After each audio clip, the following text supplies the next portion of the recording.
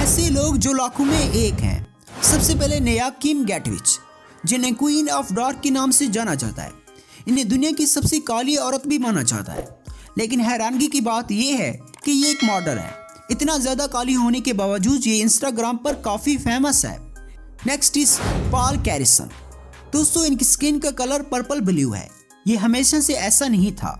पहले इनकी skin fair थी, लेकिन एक्जिमा एक स्किन की बीमारी होने के बाद ये कोलाइडल सिल्वर पीने लगे और कुछ ही सालों बाद इनकी रग रग में सिल्वर घर कर गया, जिसकी वजह से इसकी स्किन का कलर पर्पल ब्लू हो गया।